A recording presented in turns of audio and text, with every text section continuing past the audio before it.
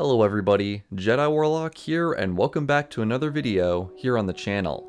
Today we are returning to the world of Azeroth to take a look at some of the most iconic landmarks in classic WoW, along with some you may not be familiar with. Like in real life, these 7 wonders span the world and highlight the various cultures and landscapes of the game. This is by no means a definitive list, and in the future, I may turn this into a series and make some follow-up episodes if you all are interested. As always, thank you for your support and fun comments, and with all that being said, let's get right into it.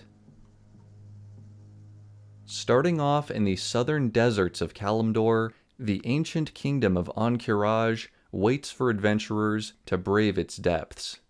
Once a Titan stronghold made to contain the old god Cthulhu, millennia of neglect have caused the insect-like Qiraji to amass their strength behind the Scarab Wall.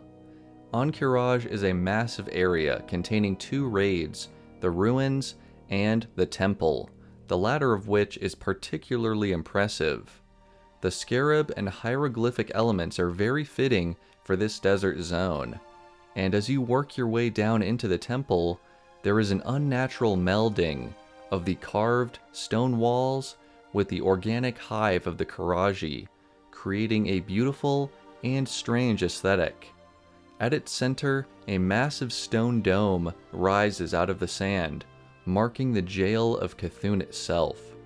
The textures, the lighting, the design, it's all so fitting and feels so ancient, earning it a spot in today's selection. There are plenty of secrets to discover here, and plenty of renown as well. Far to the north, in the autumnal reaches of Azshara, a broken statue lies overlooking the Great Sea. The Raven Crest Monument, as it is known, once depicted a female night elf warrior. In modern times, however, the idol is scattered upon the land, with only the legs, head, and sword pieces remaining. Kurtalos Ravencrest was once a leader of the elves in the War of the Ancients more than 10,000 Warcraft years ago, though it is unknown why this statue appears female while the synonymous character was male. Perhaps a relative, or maybe it was constructed as a memorial to all the night elves who fell during the war. The statue is now a coastal feature, hidden away on the southern peninsula of Azshara. While not one of the most well-known or frequently visited locations in the game, it has a lonely and mysterious atmosphere that I personally enjoy. Also, one curious detail I should mention is how the statue mirrors the description of one given in the poem Ozymandias by Percy Shelley. A possible Easter egg, or just a coincidence? We may never know. In the heart of the Eastern Kingdoms lies Black Rock Mountain, an imposing landmark that casts a shadow over the nearby burning steppes. Now, I didn't want to focus on natural landforms in this video, so for this entry, I'd like to emphasize the constructed elements of the area. From the lowest depths to the highest peak, Black Rock Mountain has been transformed by the dwarves into a series of strongholds, cities, and delvings. While control of the citadel is divided among several factions, the full product warrants attention. This region is so massive it encompasses 3 raids and 1 mega dungeon, with a large open world area to boot. The central cavern with the suspended rock island alone would be enough to put it up for consideration, but there are so many cool spots and features that allow for hours of exploring, if you have the team to manage it. This is the heart of Dark Iron civilization, and the feats of architecture and engineering here can hardly be topped. In the Cape of Stranglethorn Vale, just off the coast, Janero's Point can be found, a stone statue that welcomes sailors into the port of Booty Bay. A definite reference to the statue of Christ the Redeemer in Brazil's Rio de Janeiro, the statue was even a human character during the WoW Alpha. While it is unknown who this goblin is meant to represent, it could have been one of the original leaders of the trade cartel who claimed the bay for the goblins several decades ago. I definitely included this spot just for the real-life reference, which is listed as one of the 7 new wonders of the world. But again, don't worry, I am more than happy to make follow-up videos documenting even more wonders of Azeroth. When you think of Night Elven society in classic WoW, the first place you might think of is Teldrassil, a rather unique starting zone that rests high above the Veiled Sea.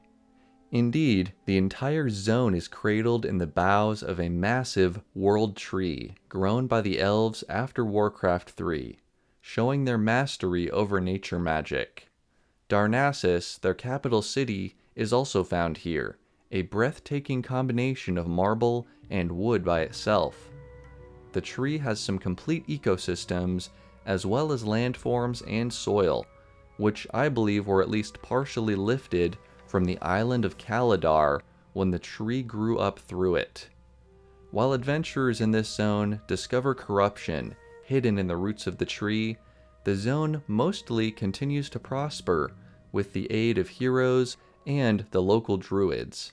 At least until, you know. Anyway, during the time of classic WoW, Teldrassil stands tall off the coast of northern Kalimdor, enticing players with its unique geography and history. Far from any semblance of civilization, an architectural marvel lurks below the Swamp of Sorrows. Beneath the Pool of Tears lies the sunken Temple of Atal Hakar, once a giant citadel devoted to troll worship and sacrifice. The Green Dragonflight discovered these activities and submerged the temple, preventing the rituals designed to summon the blood god Hakar to the physical world. Though centuries have passed and the temple continues to sink into the swamp, the surviving trolls and their minions carry on with their sacred mission. The temple itself is ornate and carefully designed, with multiple levels and staircases connecting parts of the dungeon in a dizzying manner. Doing some measurements reveals that even if only half of the temple was exposed to the surface at one point, it could have towered over the trees of the Swamp of Sorrows, making it a much more imposing part of the zone. Now, to the everyday traveler, it is little more than legend, but one that is a magnificent find for those willing to explore the deeper places of the world. Far to the north of the Eastern Kingdoms, the Isle of Quel'Danas harbors the most sacred site for High Elven civilization, the Sunwell. This font of arcane and light energy powers many of the magical features of Quel'Thalas, such as the rune stones and the eternal springtime of the reclaimed elven territories. Arthas and his undead scourge came here to finish off the Elven Kingdom, and while he succeeded, much of the Sunwell Plateau is still intact today.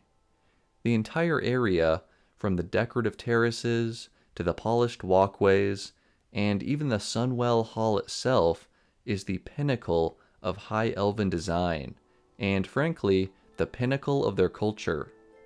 For so much to come about from this one small pool of energy is a testament to the importance of this site as one of the many wonders of Azeroth. Thank you all so much for watching. What spots would you like to see in a future episode of 7 Wonders of Warcraft? I love talking about cool spots in the game, and I hope to make more of these in the future. If you enjoyed the video, make sure to leave a like, comment down below with your thoughts, subscribe if you're new to join the Jedi Order, and until next time, may the Force be with you.